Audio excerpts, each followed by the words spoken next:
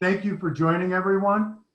I wanted to let everybody know before we start with Dr. Hollander and Jess, her daughter from California, that it's just out of sheer coincidence that this Zoom meeting, this Washtenaw fan meeting, is coinciding with the 1-year anniversary of the launch of our Yoga for Recovery, which is kind of neat. And I wanted to let everybody on this call know that I'm pretty sure that joining us are all our yoga instructors. And I just wanted to acknowledge them and thank them for giving of their time to do this. But Jen Babich, who is with the Sobriety Court in Ann Arbor, Chelsea Broad-Fuhrer, who is with the Ypsilanti Sobriety Court. Jen works with Judge Joe Burke. Chelsea works with Judge Charlie Pope. Lexi Vita, Teresa Moon, Marie Barnard, Ashley Matthews, and Bailey Reel. Those are 7 people who were with us from day one. Like I said, this is our 1-year anniversary. And I wanted to thank all of you for being there for everybody in recovery. And I'm just so proud of how far this program has been. And I'm really, another reason I'm looking forward to this is because Deb Hollander has been a part of my life now for not forever, but a while. And in fact, those of you who participate in our face-to-face meetings at the 242 Church are familiar with Dr. Hollander. You just don't know it. And that's because I quote her at every meeting. And I'm going to paraphrase here, but basically, a few years ago, when my son died, I was talking about what I wanted to do to try to help people similarly affected by this problem. And Deb Hollander told me that one of the things you've got to do is get everybody talking, because we can't do this and point fingers. We have to share our stories. And until we start doing that, there's going to be little progress made. That is Deb Hollander. That is who is presenting today. And before we get into your presentation, Dr. Hollander and Jess, why don't you guys share a little bit about yourselves? Okay. So I kind of shared a little bit with you, Mario, last week. I know that you had originally talked about having me present who I am. So I like to really start more at the beginning, because I think that that's really who shaped me and how I got shaped. I was an asthmatic small child, pretty sick, in and out of a hospital, and luckily born to a mother who was a childhood asthmatic. So if she were alive today, she'd be 91. Clearly in those days, we had no brain research. We had no real understanding of anything. But at the age of 4, 5, and 6, my mother, now looking in retrospect, taught me breathing practices of yoga. She taught me mindful meditation. She taught me visualization. She taught me body scan. She taught me all of these different techniques to help me regulate, so that when I was having trouble breathing and I was in pure panic mode, that I could calm myself with my inner resources to be able to control what was happening to me physically. So I didn't realize that then, but it certainly today is very much a part of me. On top of that, I also had an interesting father who certainly introduced me to the world of addiction, not because he was an addict, but because he was somebody, for some reason, who always was very involved with people and cared so deeply. Through the years, he took many a folk to many a meeting. And I really didn't even understand it as a kid. I didn't know what was happening as a child. But I was always connected to this field. With those things in my background, I'll just share. I was very young when I decided I wanted to go into medicine. I always thought I would be an allergy immunologist because I was a childhood asthmatic. I had no intention of going into psychiatry. I had my little teacher here, Jessica, a childhood anaphylactic asthmatic while I was a resident. And it was through her being so ill and in those days not willing to change anything in our medicine world that I left my residency when I could open up a practice, but I didn't, to take care of her. But that sent me to therapy, which led me in a very different direction into psychiatry. So that's a very strange way of presenting myself, but it is really kind of who I am. I feel my little teacher here. We've been in a lot together, but yoga is a common thread that we wanted to share together. So I grew up with a psychiatrist for a mom, so there's that. And also asthmatic, and also learned all of those things from my mom. But I think my story really starts as a teenager. I pushed a lot of boundaries, got into a lot of trouble. I struggled with rules. I still do. Back when I was younger, I wanted to be a lawyer. That was my life goal. I'm very good at winning an argument, so I thought it was a really natural progression for me. But I ended up, when I was 15, being sent to Havenwick. I don't know if you're all familiar, but it is a mental hospital, and I was sent to a lot of therapists, and and I, in my rebellious nature, thought that I could do a better job. And so I kind of switched my focus from wanting to be a lawyer to wanting to be a therapist and do better. So I went straight through college, got a master's in psychology at the Center for Humanistic Studies in 2005. And during my master's program, my parents had gotten very into yoga. They convinced me to attend a class, and it changed the game for me. At the time, I was working as an intern and doing a master's program in 1 year and not really taking very good care of myself. And so I got very into yoga, and when I graduated, as a graduation gift, my mom thankfully offered to send me to yoga teacher training. And I did so without any intention of ever teaching a yoga class. To be clear, I will name it to tame it. Speaking in front of groups is really anxiety provoking for me. So it's actually really lovely that this is a webinar and I can't see everyone's faces. Let me say this, you're doing a great job. Thank you. And the other thing that's fascinating, I've known your mom for a long time, never met you, but just seeing this dynamic here is really neat. And you keep talking though. Okay. move a little bit closer to my, there you go. There you go. Okay. So you go to be trained as a yoga without any intention of teaching. What prompted you to make the move into being a yoga entrepreneur? So I did the training. I was working as an outpatient therapist, and through a whole turn of events, I ended up having a tour at Brighton Hospital, which was a place I had really wanted to work. At that point, through my internship, I had started working in the field of addiction as an outpatient therapist.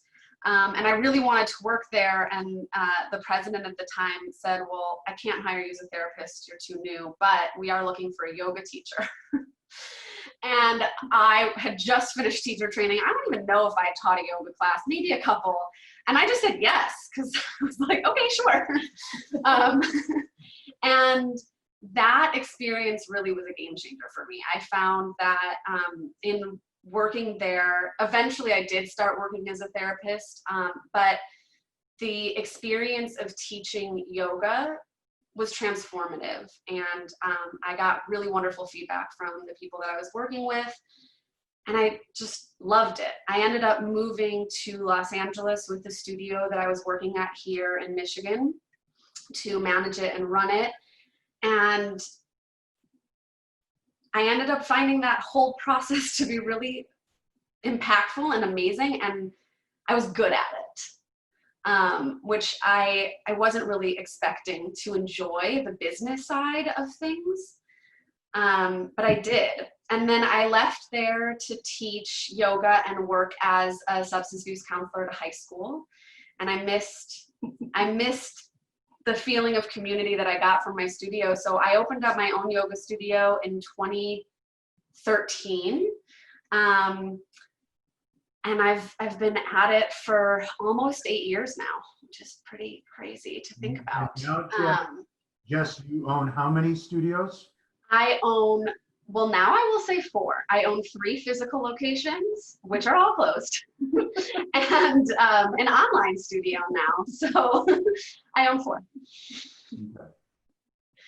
Yeah.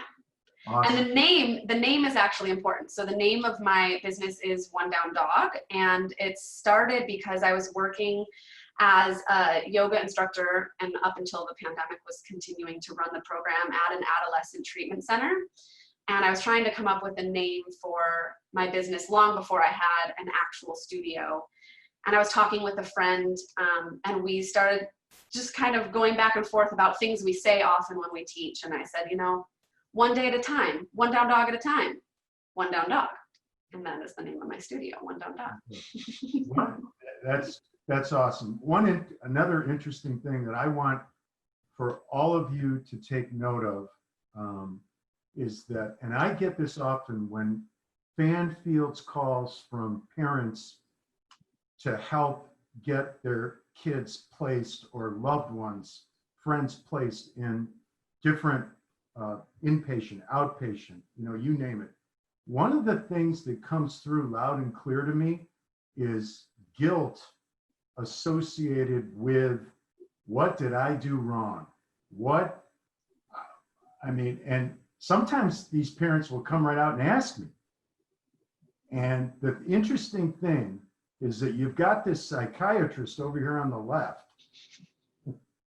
and you've got this daughter over here, Jess, who's acknowledging that rebellious, okay?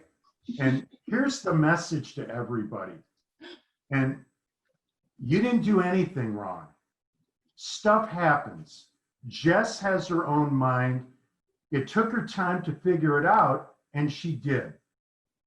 And so if you are a parent and you have this situation that you're confronted with, focus on getting the best resources possible for your child, and don't pay any attention to whether or not you're a good parent, because you are.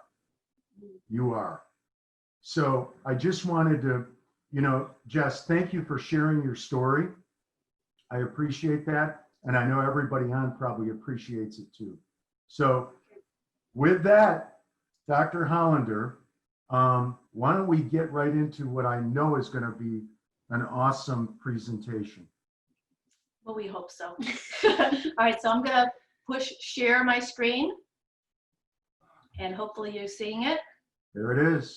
Okay, so we're gonna go from the beginning. No, view. See, we need guidance and help on this. Slideshow view. Where's slideshow view? See, I'm telling you, from the beginning. There we go. We did From it. the beginning. So hopefully this is all making sense, you know. Anyhow, so this is kind of the objectives, and I'm going to be talking about the nervous system and trying to lay down some foundational information. I do have to say, my background, like I told you, I am more clinical and actually have been working and teaching with medical students. I've never been a brain researcher. I'm not a imaging expert, but I do want to introduce you to the things that I think are really important in terms of the nervous system foundationally, and then kind of give you a little bit of information regarding how yoga impacts the nervous system. So the triune brain, this is a term that was came about in the 1960s by a brain scientist, neuroscientist, Paul MacLean. He was also a physician, and what he recognized is that our brain, when we take a look at it, actually has developed over eons, you know, many millions of years, and it kind of took many lifetimes of evolution. And the oldest part of our brain is called the reptilian part of the brain. That is in this picture, red. And then the next part is the mammalian brain, which is in blue, and then the neocortex, or the new part of the brain, kind of covers all of that, and that is the newest part of the brain. So I'm going to kind of give you a little bit of understanding of each of those, and I'm going to hopefully help you understand why that's important.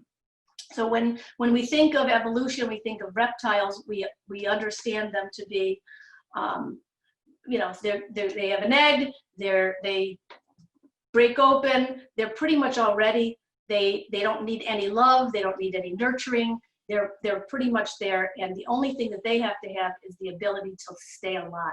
And in that staying alive is the regulation of the temperatures. It's the fight or flight, knowing that there's a danger that I can get out. It is really about reflex, it's about instinct, and it is not anything about thinking. There's no choices in the reptile. The reptile does what the reptile does, and there's no thinking or relationships that are in that reptile. As evolution occurs and mammals became part of our world, then we had the relationships between individuals. And obviously the first relationship is between mother and child. Here we are. And in that limbic system, which is where our emotion resides, where our ability to regulate our emotions, the aspects here is it safe in a different kind of a way. In the brainstem, it's, am I safe, get out of town, fight or flight. In the limbic system is, am I safe, am I loved, can I calm myself down? Am I able to work with my external environment and be able to regulate that external environment? This is where anxiety, where fear, where the parts of the brain that have to do with early kind of memories kind of get embedded. But I need to again state, this is not thinking part of the brain. These are reflexive, kind of also instinctual, kind of before the thinking part. The newest part of the brain, which is the cortex, the neocortex, is the part that makes human human. I remember many years ago, the Swami who came to the yoga and for a conversation talked about the fact that you don't really necessarily see a tiger say, I'm going to wake up and become a vegan. They don't wake up and change things. They don't have choices. The executive part of our brain, which makes us the human, has the ability to contemplate, to self-reflect, to be able to make choices, to discern what might be in front of them, to be able to identify verbal and nonverbal, and they connect intimately with each other. So what's really important to understand about the triune brain is that they're very intimately connected with all different pathways. And when in a good place, we can regulate. But if we're not in a place where our brainstem is calm, where the emotional states are calm, then we really have challenges with thinking. And I want to draw this to the Serenity Prayer, which is part of every meeting and very much a part of every treatment center I've ever seen. But the Serenity Prayer says, God grant me the serenity to accept the things I cannot change, the courage to change the things that I can, and the wisdom to know the difference. And why I think this is so important to understand when we're talking about addiction, and we often, that Just Say No campaign, when we're stuck in the reptile limbic area, when we're stuck in that place before we actually have the pause button available, then we kind of are stuck in a cycle of craving, seeking to be calmed, and addiction, and really have a difficult time bringing on the executive portion. And what I hope to show you is how yoga has that ability. All right, so this goes more into the limbic area of the brain. And this is that whole idea of that mammal who now has a relationship with the other. The ability to connect, the ability to love. Whoops. Okay, now I got to figure out how to go back. How do we do that? Previous. Previous. Just a second, it won't go. Previous. Previous. Okay, we got to go up here. Previous. Previous. Yeah. There we are. Previous. There we go. Okay, too many computers here. So that piece, when we look at how that relationship develops and that idea of mother and love, that limbic system, that middle part of that brain, that's where when we have things in nice relationship, we actually develop internal opiates in our brain. So way early on, we have all of these things that have the potential for needing to connect and that sense of well-being. And the other thing that it also produces in the hypothalamus is oxytocin and prolaxin, which is the tendon befriend part of the brain, the hormone, which really says, I need to connect. When it comes to addiction, these are really important aspects of the brain. So there is a person by the name of Stephen Porges, which in the last probably 8 to 10 years, really took this triune brain and took a look at psychotherapy and why psychotherapies weren't necessarily functioning or doing well, especially in certain types of patients. And in those patients tended to have more addictions, but they also had more trauma. And so with his research, he started to look more deeply into the parasympathetic and the sympathetic, that fight or flight, the automatic part of our nervous system. And he looked at when things are really good, like that prior slide, where things are nice and connected, which they weren't always nice and connected, by the way. Just ask my daughter. You have this normal part of the nervous system that's relaxed called the parasympathetics, and you have what we call the rest and digest. You're not feeling like you're threatened. You feel like you want to engage with other people. You feel happy, and you are able to be present, have good relationships. When there's a danger that's there, what happens is we see something called the sympathetic nervous system. And many people who looked at stress and looked at and researched any of this, we see that being initiated where our heart rate goes up, we become quite aroused, we have to feel like we have to fight, anger, rage, panic, we have to do something. But there's something else that was never really talked about, especially even in my early training, and that is when one feels this really sense of life threat or doom, where we shut down. And in this shutdown, we freeze. And in that freeze, we have no capacity of thinking, and we often will re-trigger things, dissociate from them, and create the problem over and over again. So obviously, what I'm trying to show here is the importance of being able to go from a place of panic or fear. And we have to regulate and calm that nervous system. And how does that relate to where we want to go with yoga? So there's a saying, maybe you have heard it, maybe you have not. Neurons that fire together will wire together. And what that means is that when we learn tasks, our brains literally have to learn and connect to one another. And when we learn new things, our brains have that ability to do it as well. So we can learn, and our brains have the capacity to learn and literally lay down new tracks within the brain through experiences. Yoga is one of those experiences that we have come to find tremendously can change the brain wiring itself. And that's really very important to understand why it's such an important part of a potential recovery plan. So let's see, you want to do this one? Sorry. No? Nope. Okay. So I don't want to talk too much, and I don't want to show too much in terms of, you know, labeling the different parts of the brain.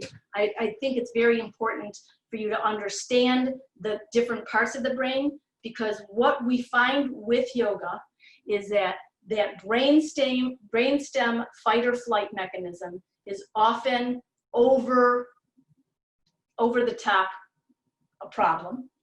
The neocortex, the thinking part of the brain, which is called the prefrontal cortex, seems to be lower in addiction. And then the limbic system is that piece that kind of goes back and forth. There is a nerve called the vagus nerve. It's the wandering nerve. That's what Dr. Porges is talking about. That vagus nerve, when calm, allows us to calm down our body and allow us that serenity so that we can make the wisdom and the courage to change those changes. So, just a second here. This research was not available when I went through psychiatry. This research has been done over the last 10 years, this being one of the newest pieces of research that has come up. When we look at the yoga and the brain research that has been done, a lot of it is done on the meditative aspects and on the breath work aspects. And in this particular study, that was a small study, there were only 30 people, but what they did was they took these 30 individuals and they did a functional MRI ahead of time. What they did is they gave them standardized tests for anxiety, for negative affect and positive affect emotion regulation. And then they looked at these functional MRIs after 30 days of practicing these specific regulatory pranayama breath work activities.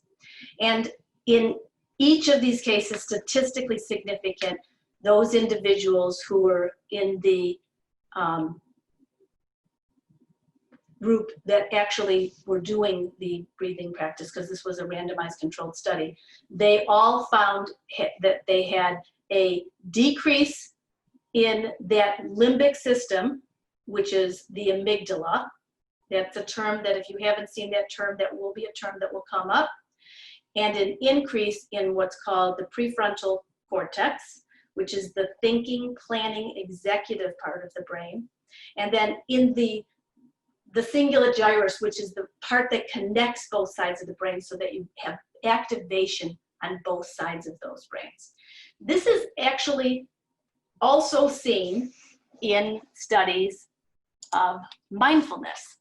And in this particular study, this was a practice based upon yoga, meditation techniques, and self-compassion.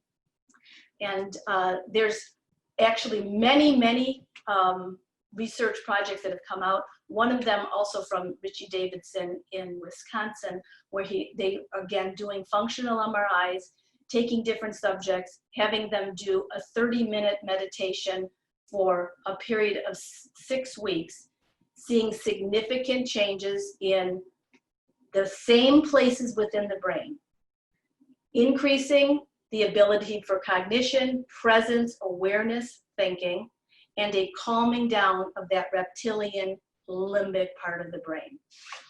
So hopefully this is making sense. And this is just one of the fMRIs that I thought I would show you. So this is the prefrontal cortex before and the cingulate gyrus before. And then after, you see it increased in both and statistically significant. Even though there's not a huge number population, many of these studies are smaller populations, but they're still consistent in what we're finding. There has been a number of other studies that I could pull up, but in the interest of time, I really kind of want to get into more of the experience. So, Jessica. Hello. All right. So,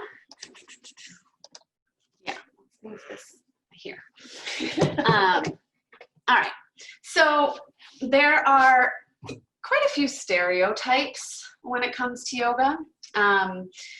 When people think about yoga in the West, they're often thinking about asana, which are the physical postures, sometimes pranayama, which is breath control. Prana means life force, yama means control. But yoga is a lot more than just breathing and posing. The word literally translates to yolk, not like the yolk of an egg, but Y-O-K-E. So for my Xennial friends who grew up on Oregon Trail, it is the thing that connects the ox to the carriage. So hopefully that I don't understand that. resonates with somebody.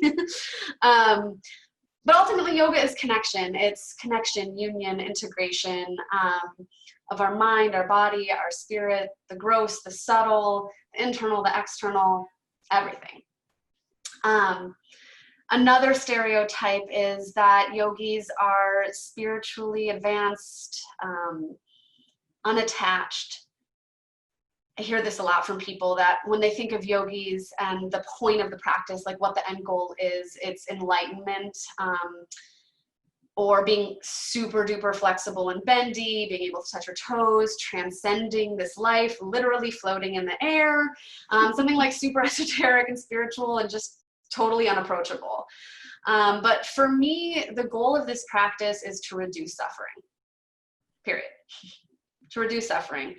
It is to live life with a little bit more joy. And as one of my high school students coined, yoga is about more happiness and less crappiness. And I love that. So I've been using it ever since. I have found that in my own personal life, in the people that I work with, whether it was in inpatient, outpatient, at my studio, in the treatment center that I work with adolescents, everywhere, that this practice provides tools and resources to live life on life's terms. That doesn't mean that yoga magically makes our problems go away. That would be really cool, and I would love that, but it's not the case. Things don't just become perfect and easy.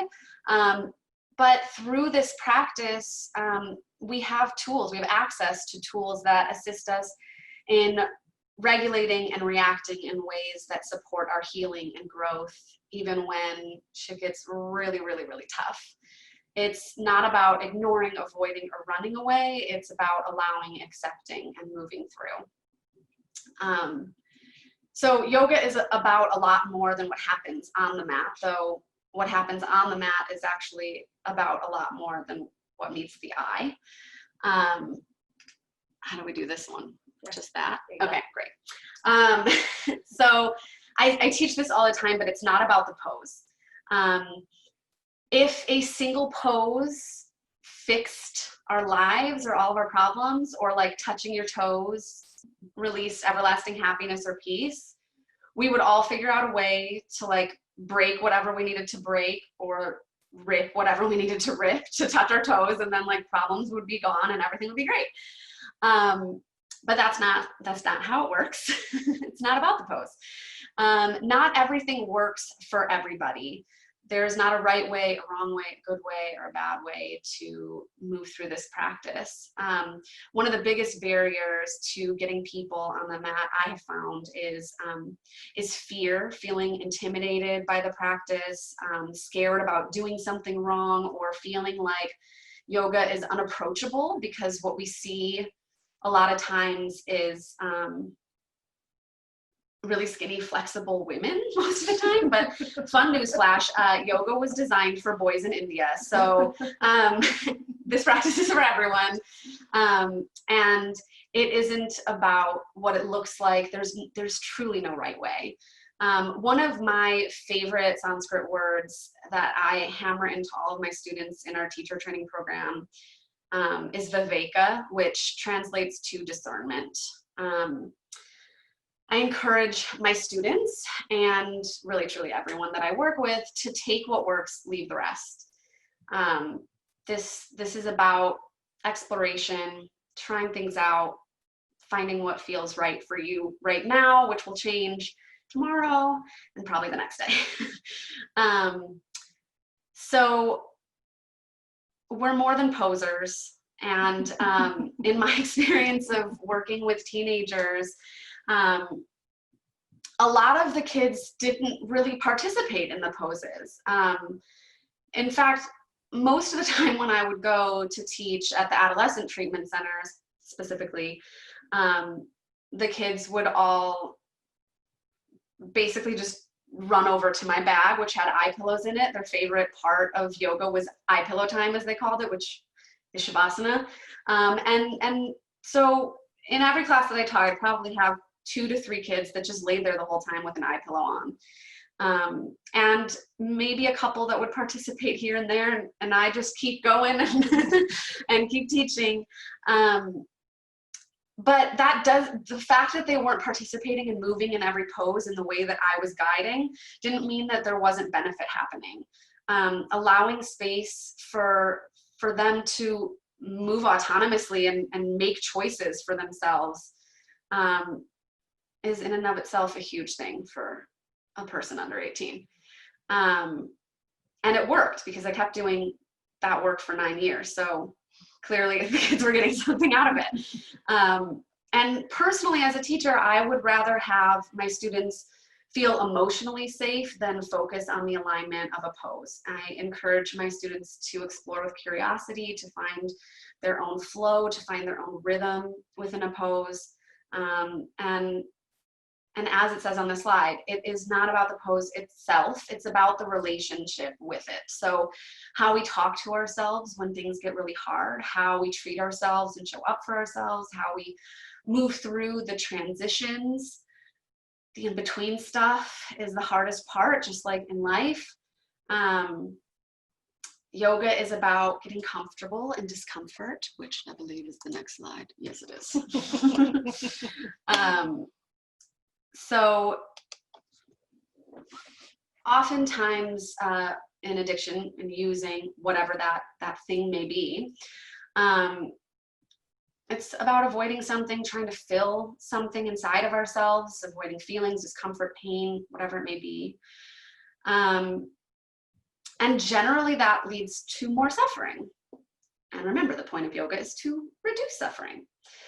So in yoga, there's a lot of teachable moments and poses, or even just in the transitions and the moments when we think like, I can't do another, whatever, chaturanga, push up, hip opener.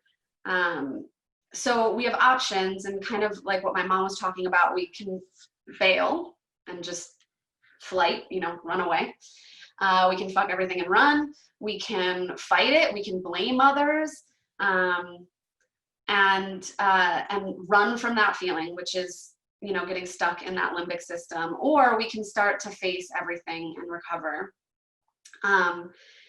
And I often say when I'm teaching challenging postures that it's uncomfortable, and Nobody is forcing you to stay in this discomfort. But since we're here, can we explore what shows up? So using this practice as an opportunity to bring awareness to how our bodies physically react. Are we clenching our jaw? Is the heart racing? Are you spending the entire time in this pose thinking about how you're going to beat me up at the end of the class? So what can we use in the moment on the mat to get comfortable in our discomfort? It might be moving out of the pose. It might be finding some movement within the pose. It might be lengthening our exhale, which is something my mom always taught me when I was having asthma attacks. Turns out it's a yoga thing. It might be, you know, a little horse breath, whatever.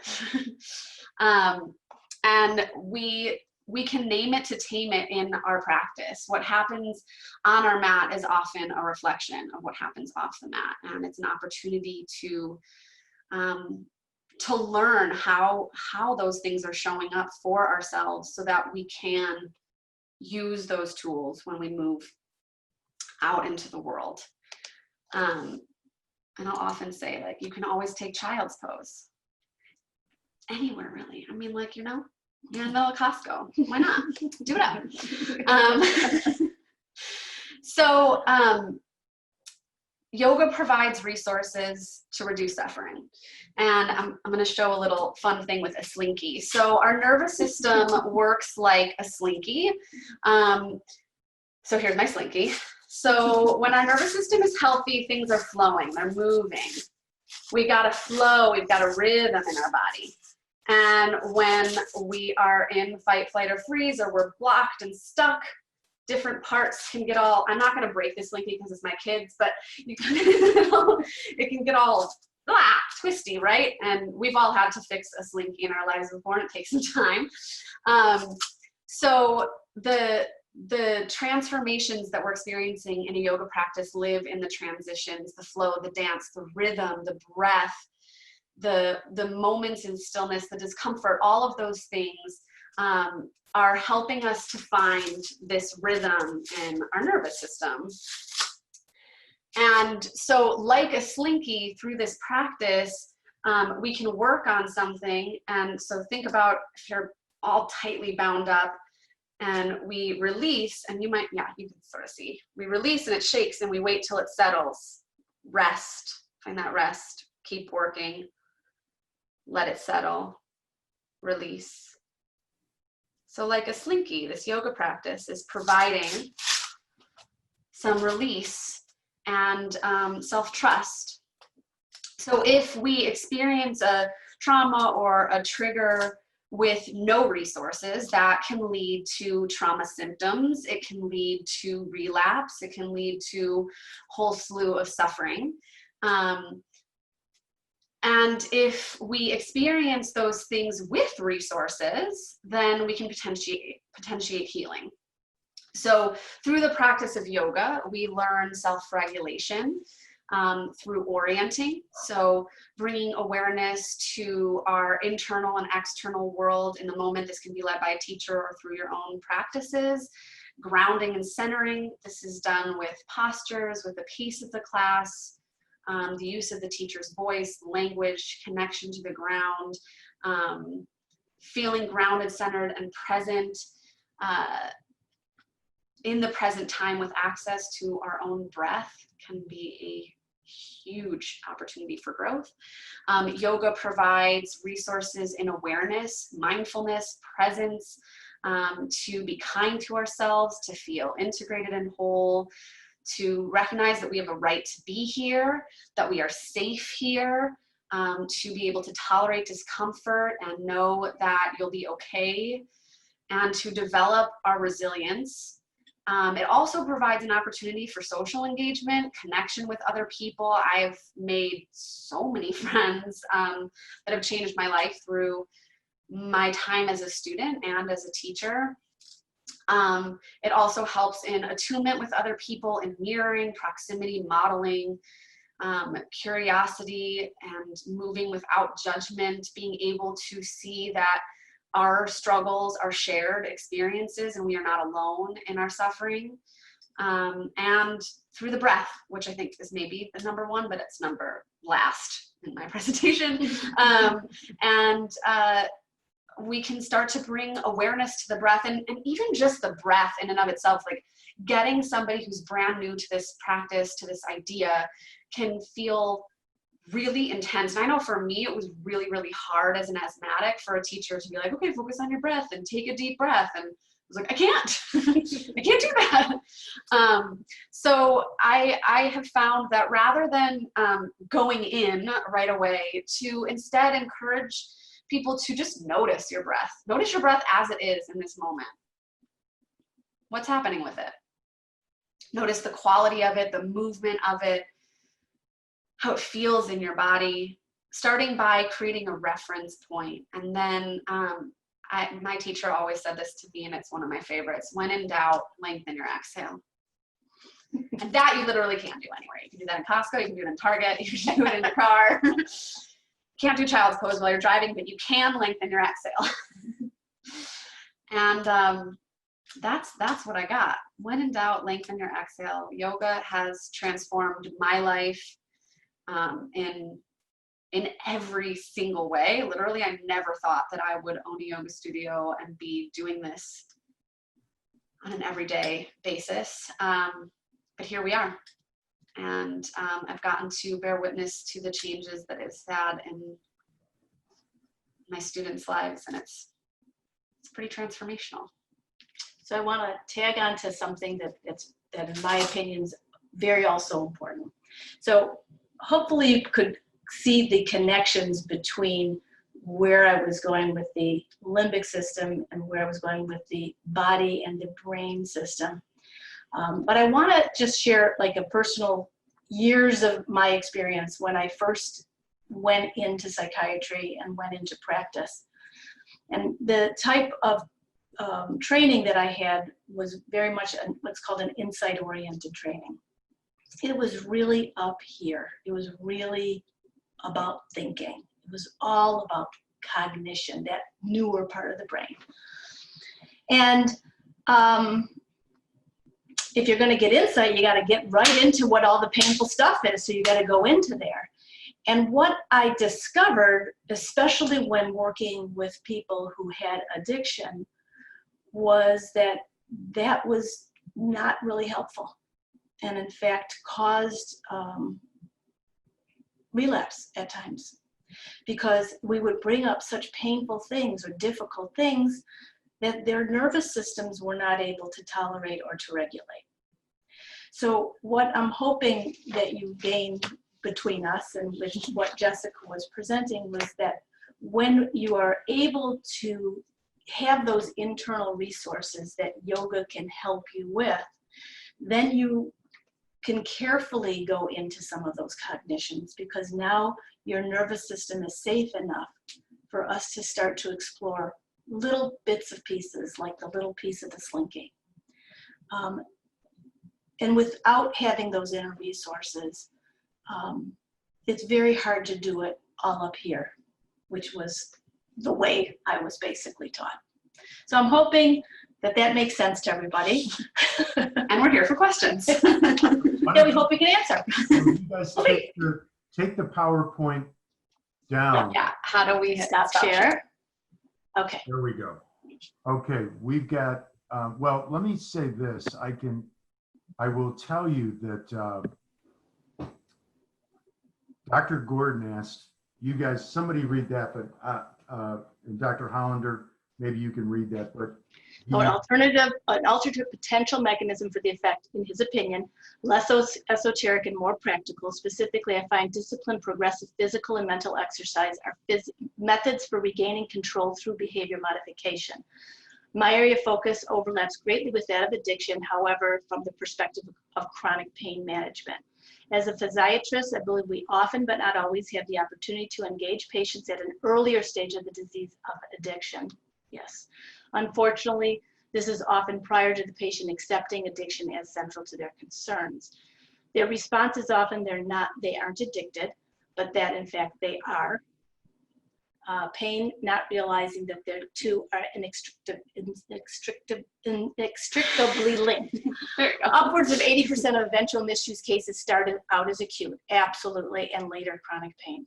How often do we see people in the later stages telling the tale of how they became addicted, explaining it started with an acute sport injury and snowballed from there?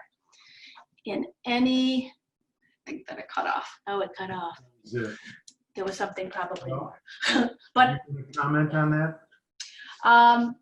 well, I, in terms of grasping and understanding from what I just read, yes, we can engage them at any stage. At the same time, most of what I wind up with, being a psychiatrist, by the time they often came to me, it was much more complicated than that. And so maybe we've got. In any case, I diverge. There it is. I'm going, I'm not 100% sure. Okay, great. Yoga or any progressive discipline, physical exercise allows the sufferer to regain control over the function. They're not handcuffed by the pain or physical symptoms, which I think is what Jessica was really talking about, is that you can stay present with it. And chronic pain management, cognitive behavior interdisciplinary approach encompassing the physical mental training progressively is highly effective, accomplishing those goals, allowing them to taper off, restoring interpersonal, social, and occupational roles, and building confidence. Functional Restoration Program of Michigan, I think, which is part of what he works with. It's been sidelined with COVID, but we certainly do hope, that the program will be able to come back. I do want to comment about that. Because there's tremendous amount of research about mindfulness and mindful attention and the ability to be present without judging. And it's as related to some of the pain and the pain management. That really came out of early 1979, 1980 with mindfulness-based stress reduction, John Kabat-Zinn, and the development of that program for chronic pain patients. But I will take it way further, which is to Richie Davidson, who I mentioned is a neuroscientist, and his research looking at functional brain imaging, and the idea that what I think he's relating to is that by the exercise of being able to pay attention on paying attention on purpose to the present moment and not judging it, allows for that uncoupling, allowing for that lower part of the brain to uncouple and settles it down enough, because it's that without judgment part which allows us to feel more safe. And I think that's what Jessica was talking about too, that allows us to bring on that thinking. It's interesting. Until I heard Jess and you talk, we get a lot of feedback, quotes, just we ask people who participate in our Yoga for Recovery class why they like it. And until I heard you guys talk, a lot of times the people say, this is a place where I feel safe. Mm. And I'm like, from what? I would read this, somebody trying to get you, or you, and until I heard, and I've actually had several, our yoga instructors are awesome. Several of them are on here. Maybe they can answer this question that popped up here, but now I understand better. I have a long way to go. One thing if you guys read that question, I've actually talked about this at a prior meeting, but if you guys go to Insight Timer, Yes, it's I give it to all my patients. I have it downloaded right there on my phone. It's there. It's a copper bowl. Yep. Insight Timer. There's a friend of Dr. Hollander's who I know, Dr. Ruth Lerman. She has a 6-minute awareness of breath exercise there. There's Also a yoga teacher, by the way. She's MBSR trained, mindfulness-based stress reduction trained, 6 minutes long. And if you're just looking at getting involved in this now, you don't have to go through 30 minutes, 45 minutes, or an hour. Just 6 minutes in the morning, 6 minutes in the evening, Ruth Lerman, Insight Timer, 6 minutes, and that'll be a good kickstart. Absolutely. We got some more. We do. So I'm not sure about what your yoga for recovery classes. I'm not sure if any of your teachers want to chime in on that one. I could go to the Neurons of Fire together and give them a little bit of research on that. Yeah, if any of the yoga instructors are on, if you could read the question, what are the elements of Yeah, yoga what are the elements of a yoga for recovery class that are that are not not found in other yoga classes? If Chelsea's on, or Jen, or anybody, answer that. And if the answer doesn't come up to Pam, I will get you an answer to that question. Okay, I can tell you this. You guys talked a lot about trauma, and Yes. I know we had someone in from the University of Michigan who talked about the prevalence of trauma as it pertains to addiction. Yes. And I will tell you that one of the things I've been playing with is trying to find a way to get some of our yoga instructors trauma certified as Right. yoga instructors. We are going to move in that direction, but it ain't that cheap. I mean, it's like $2,000 to $3,000 Right. per student. So, but okay. What I would say, and just to tag on to what you're saying, there's when I did my training, trauma wasn't really even the conversation whatsoever. But as we have grown to learn about trauma and how ubiquitous trauma is, if anybody is not familiar with the Adverse Childhood Event Study, the ACE study, you just have to Google ACE study. And it is a remarkable prospective study that started in the late 90s. It still is kind of ongoing. And it is basically a 10-question questionnaire in which they will look at different aspects that a person experiences. And what we find is trauma, majority of us have probably at least one or two, period. I mean, period. I'm shortening the study, so to speak. But when we see a number of traumas, 6, 7, 8, we literally see the brain changes that can happen. We literally see people dying earlier of heart disease, cancers, COPD, and emphysema. We see them dying earlier of a number of different medical disorders, including stroke, and all of our psychiatric disorders. And when I look at my experience working for too many years, because I'm old, we miss trauma a lot early on. It is very important, and it's very important in addiction, but it's also very important in general. Thank you. Boy, we're getting a lot We got some answers. questions, We huh? got questions and answers. Okay. questions, comments. You guys read that, and then I just want to add, any questions that aren't answered, I promise to get them. But just hearing all of this and knowing that there's such a direct link between trauma and addiction, I got to find a way to get donors or something to help get our instructors certified in that. I will tell you this is a study that, my background is in healthcare, and Dr. Hollander, you were a part of that where we brought in Z-Dog MD. Yep. And the head of Benson Henry Mind Body Institute, the director. And the study, and this is not tied to addiction, but this was an actual study that the Benson Henry Mind Body Institute did in conjunction with Harvard. Right. And Boston, what's the prominent hospital in Boston?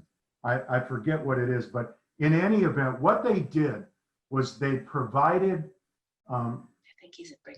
yoga exercises, meditation exercises to patients. Right. They had a control group, they had a group that got the training and meditation, and the group that got nothing. And then what they found is that the group that got the training and how to relax and meditate used hospital resources 43% less Right. than the people that got nothing. That's right. And I actually, before any of this stuff was a twinkle in my eye, I brought these folks in from Harvard and, Dr. Zubin Damania to come in and talk about this. So one thing I want to let everybody know that I run into, and I don't know if it's the same for you guys, but a lot of times, Jess alluded to this, I think guys think this is something that their aunt does, or their girlfriend does, or their mom does, but it's something you need to do. I think especially guys. Look us up. Go to washenoughvan.org and register. We're also offering yoga in the park so we can practice social distancing. Great. And we got a lot of good things going on in this regard. Angela said, Amy Moore, let me go back up here. Let us create a society that asks our closest friends about how they are moving towards more healthy choices in their life. We are the movement, a group such as Seeking Safety, where the patient introduces the experience of trauma in terms of a headline, no detail, very safe, and teaches skills. I'll tell you, this thing about being safe keeps hitting me like a wet hand across the cheek. And because it's when we get feedback, it's all about being safe.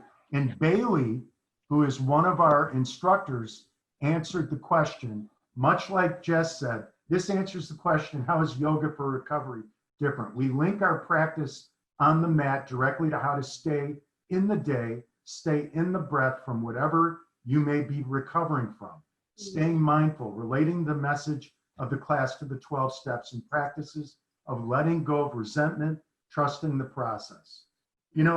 One of the comments, feedback we got from this participant was, she said, thank you for doing this because I was able to try something that I really didn't want to do and that I thought I would fail at. And I'm actually good at it. And I was sitting there thinking, one of the reasons I don't go to a yoga studio, why I do it downstairs in my basement, I'm fearful of what she said she got over. I don't want anybody yoga instructors looking at me thinking, man, does he look like a jackass, dude?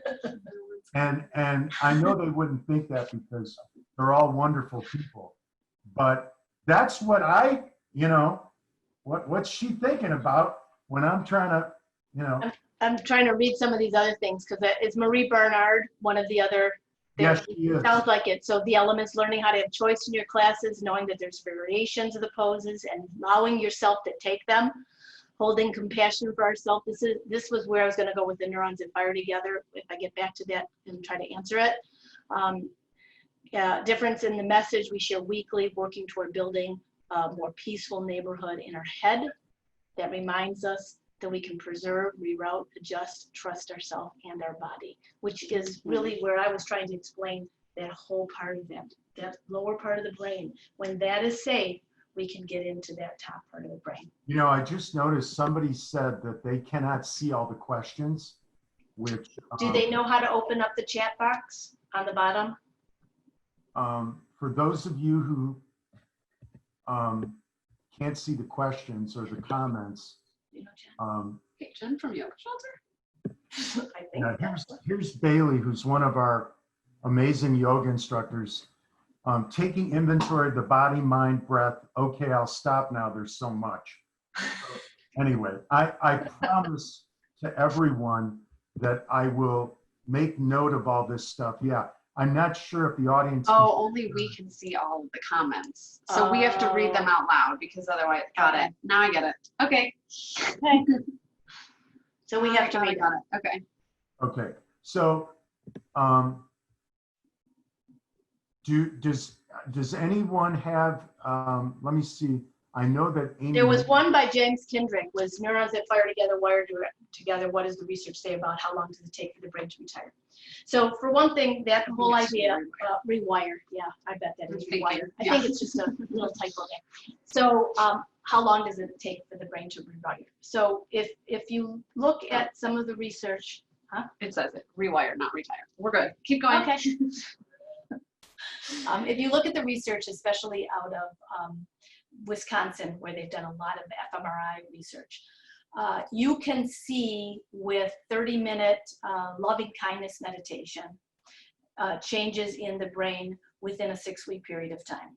The big question is, how long will that stay? The people who actually do the practice and continue the practice will continue to see those changes be enhanced. But it certainly can go away if we stop doing some of those practices. So it's really important that we keep that toolbox, which is what I like to call it, going, and that we practice those on a regular basis. There is some research suggesting only 3 times a week is adequate to really change the brain. And that we can see, again, similar things where we calm down the area of that middle part of the brain and bring upon that higher part of the brain so we have that ability for thinking. You know, one thing too, Dr. Hollander, if you can comment on this, I think one thing that people in recovery need to understand is that these changes that happen in the brain, you know, when you're talking about neuroplasticity and those kinds of things, you know, my experience when we were providing therapy to people that would suffer a stroke, it's not like those things fire and get reconnected. It would take us over a year in many instances to get someone to get them to have the ability to talk again. And so, you know, neuroplasticity is the ability of your brain to heal itself, but it takes time. Yes. And the message that I would tell to people battling a substance use disorder is that don't think that 2 weeks at Dawn Farm or Home and New Vision, you're good to go. All their research is done on healthier brains that aren't addicted brains. Whose research, Dr. Hollander? Richard Davidson. Okay. Right. However, nonetheless, the brain has the capacity for healing. It does. And Forever. yes. We used to think we were done. When I was in medical school, we were done myelinating by age 2 or 3. Then we discovered, oh no, that's much longer. We thought that you had all your brain capacity, you could never have new brain cells. Now we realize throughout life we have that capacity. And therein lies the hope That's for right. people battling an addiction. That's right. That you can Now, I do want to also say, when we're talking about addiction, sleep, good nutrition, self-care, it's not just meditating or breathing. I mean, breathing is obviously very important. Yoga is really critically very important, but it also doesn't, also other practices are very important because people who have been, in my experience, long-standing use of different substances, there's often nutrition issues too, that they haven't really been eating well. Or sleeping well. Or sleeping well, yeah. Person typing question needs to change it from all Oh, panelists just only. right here. If you change this. But it doesn't, it's fine. Oh, You okay. can change it And to all. attendees, okay. Yeah. I don't know if we can do, if that will make it different. well, No, it won't make it for us, but we'll see. when someone else is typing. No, it There says we go. yes, they can. Great, that worked, thank you. Yes. Who was it that said that? Thank you. Todd, Todd, so thank you, Todd, for thank that, you. for that advice. I wonder if anybody can connect with me afterward on how to print or capture these amazing comments. And Amy Moore, way up top somewhere, if you scroll up, had some things that she added as well. I know she's a practicing yogi, and I wanted to find out what she had to say, but there was also someone that talked about a professor that was trauma certified. If you can get me the name of your professor, I'd like to look at where she received her trauma certification.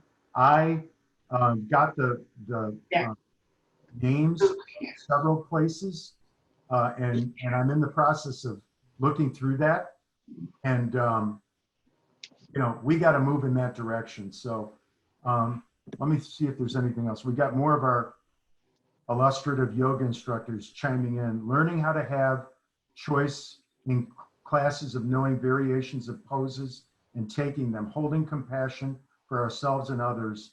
The difference is in the message we share weekly and working towards building I think that's a more peaceful. More peaceful. a more peaceful neighborhood in our head that reminds us we can preserve, reroute, adjust, and trust ourselves and our bodies. And I'll tell you, a lot of times I cross paths with people in recovery, and confidence, trust, and I see them coming out of these, and that's missing. And I see them coming out of these, sometimes I see them coming out of yoga studios. Most of the time I'm not there, but I see the feedback, and it mirrors what Marie says. And I guess if you got to boil this down for me, I just want to try to do my best to ensure that when people leave a fan meeting or a yoga session that's put on by Washtenaw Fan, that they feel better than when they got there. And when you put this all together, I mean, if we're just doing that, we're doing something. And the exciting thing, we're going to be getting a MODA grant soon that's going to allow us, I hope we're going to get it, I'm pretty sure, but it's going to allow us to measure the effectiveness of our programs. So we're going to get with this incredible company, Data Bloom, that helps 501c3 companies get their arms around their programs to be able to demonstrate that what they're doing is actually working. And we're going to have participants in our yoga for recovery classes, our exercise for recovery class, and all our programs. People are going to have to respond to a questionnaire, but know that, be patient, because the answers you give us are going to be able to help us prove that, or demonstrate through evidence, that what we're doing is having an A impact. difference. And so hang in there with us.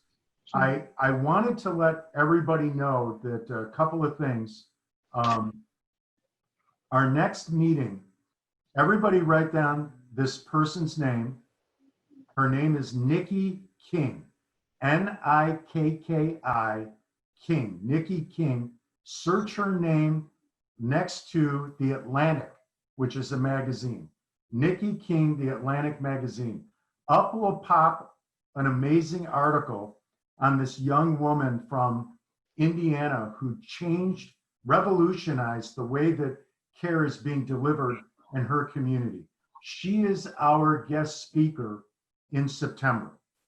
And what she did in a nutshell is it's the confluence of the legal system working with the community to get care out to people in recovery way upstream in the process.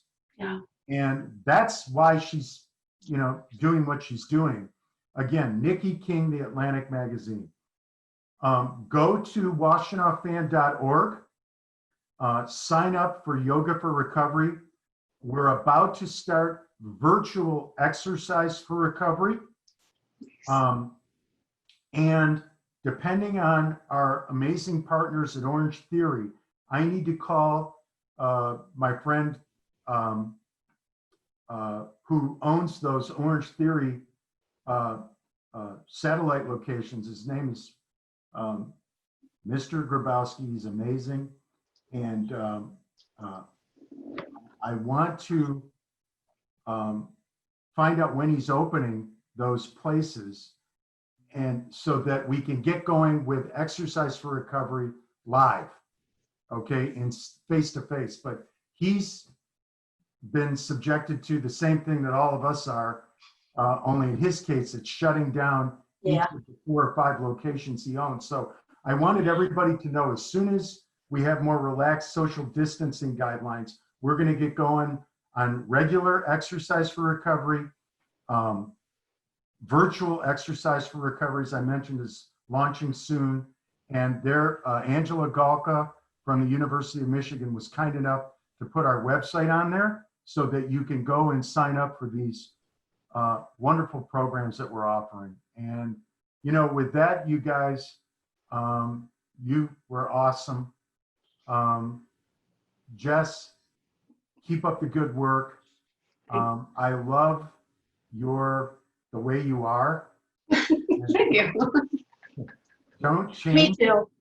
don't change that way. Dr. Hollander, I think one of the best compliments I can give someone is that I learn from you every time I talk to you. And that's not true of everybody I talk to. And I talk to a lot of people. In fact, there are people who I want to just hang up. When I talk with you, I want to keep going because, I just take it all in. And I wanted to thank both of you for putting together your presentation and doing such an amazing job. There's Steve Feldman. Great job, Dr. Hollander and Jessica. You make it so easy to understand. And that's another thing that you guys did so well was the different parts of the brain and the reptilian. And Yeah, I was having a hard time figuring out what am I going to do. That. I don't want to make it. all you gotta know if you're in recovery. You guys correct me if I'm wrong, and I guess I kind of want to leave with this. It's that you can be triggered by anything. Anything. And that when you're driving by exit 72, That's right. which was the exit that you took to go to get whatever, to get high, you can use these resources that Jess alluded to pull over, take a chill pill, right? Lengthen your exhale. Put these things into Right. serious Right. work. Because your brain's going to fire. It's biology. It's got to have tools to manage it. That's right. We've got to become aware of those. Your breath Practice them. here's from a yoga instructor, your breath is the only tool that you can carry with you wherever you go. You Use better.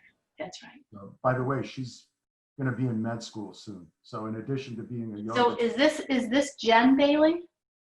No, Jen Bailey Reel is a yoga instructor. There's Okay. Jen Babbage. That's Bailey. Okay. That's Bailey. Okay.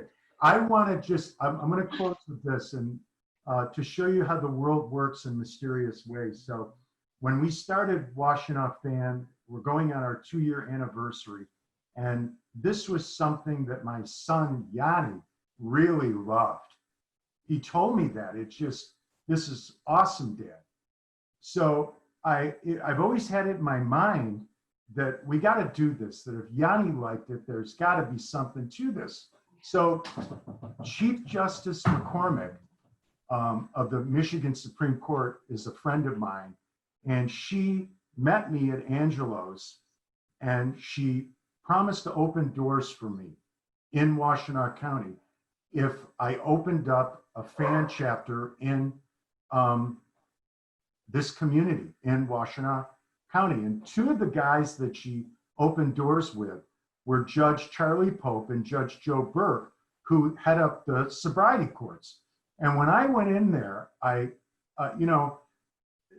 Chief Justice McCormick had already greased the skid, so I didn't really I had to prove myself, but she did a lot. And the first thing I said to Judge Pope and Judge Burke was, I want to open up yoga classes for people in recovery. And I don't know if you guys can help me, but can you help me?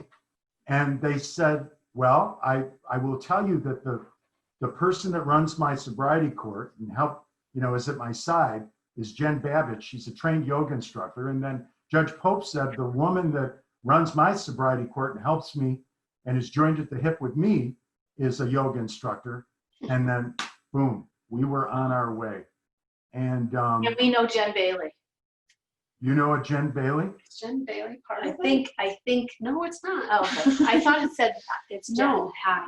Okay. Oh, no, okay, well. Different people. Different people. So there's okay, so, all right. So anyway, look, you guys, appreciate you and for doing this.